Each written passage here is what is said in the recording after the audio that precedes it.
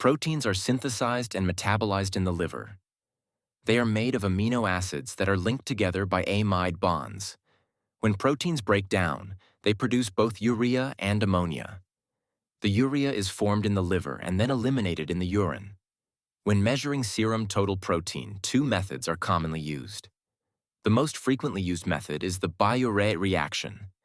This test depends on the presence of two or more peptide bonds, which react with copper salts in an alkaline solution to form a purple-colored complex.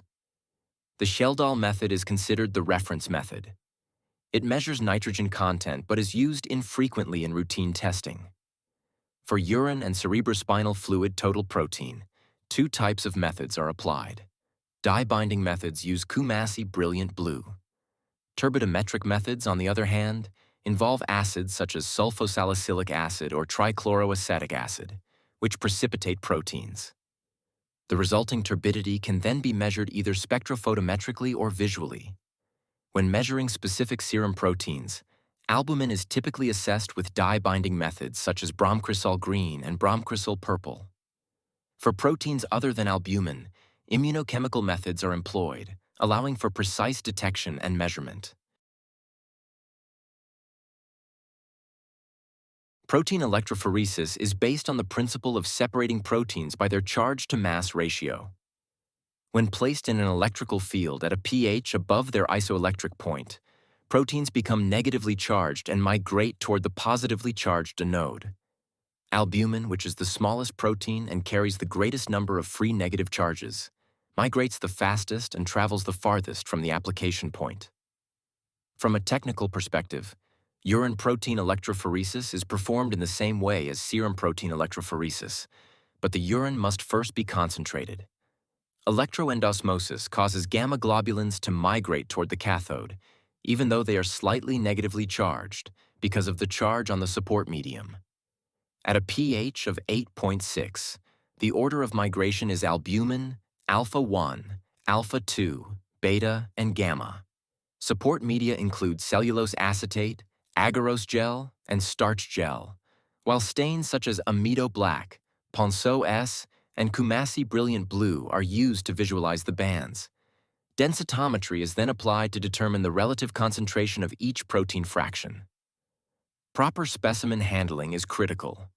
If plasma is mistakenly used instead of serum, a fibrinogen peak may appear between the beta and gamma fractions. In such cases, the specimen must be recollected and the test repeated to confirm that the peak was not due to fibrinogen. The clinical significance of protein electrophoresis lies in its ability to evaluate plasma proteins. The liver produces albumin as well as alpha-1, alpha-2, and beta globulins. The reticuloendothelial system produces gamma globulins, which are antibodies secreted by plasma cells. Prealbumin, also known as transthyretin, appears as a faint band on serum electrophoresis and is clinically useful in assessing nutritional status. The major serum protein fractions can be identified and evaluated through electrophoresis. Albumin makes up about 60% of the plasma protein fraction. It regulates osmotic pressure and also serves as a transport protein because of its ability to bind easily with blood components. Decreased albumin can result from liver impairment, edema with low osmotic pressure, malabsorption or malnutrition, nephrotic syndrome with renal loss, or severe burns.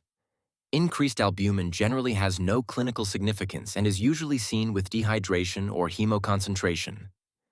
The alpha-1 globulins include alpha-1 antitrypsin, which increases during the acute phase response and in pregnancy, but decreases in neonatal emphysema. Alpha-fetoprotein increases in amniotic fluid and maternal serum when neural tube defects such as spina bifida are present. It also serves as a liver cancer marker and can increase in maternal serum during pregnancy in association with Down syndrome. The alpha-2 globulins include haptoglobin and ceruloplasmin. Haptoglobin binds free hemoglobin. It increases in the acute phase response and in nephrotic syndrome, but decreases during transfusion reactions, hemolysis, and liver disease. Ceruloplasmin transports copper. It increases in the acute phase response and in pregnancy, but decreases in Wilson's disease, where serum copper is low and urinary copper is elevated. The beta globulins serve as carrier proteins. Transferrin carries iron, while lipoproteins transport lipids.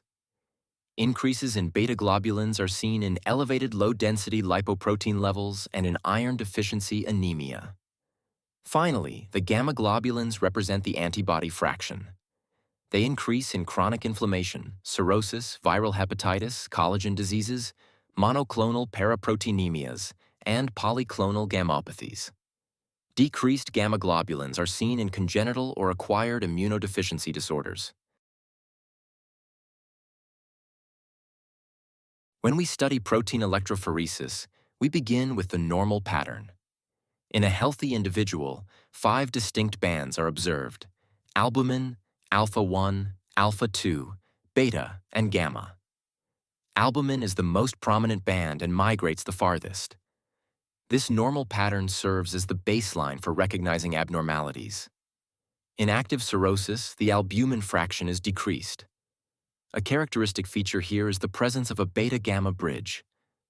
Instead of distinct separation, the beta and gamma fractions blend together, and there is a broad increase in the gamma region. In monoclonal gammopathy, we see a sharp, narrow spike in the gamma region.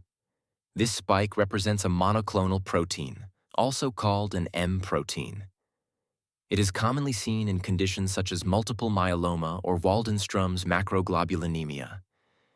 In nephrotic syndrome, the albumin fraction is decreased because albumin is lost in the urine. At the same time, the alpha-2 globulin fraction increases. This reflects the body's response to protein loss through the kidneys.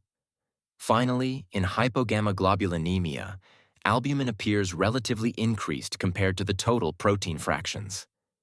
However, this is due to a marked decrease in the gamma globulin region.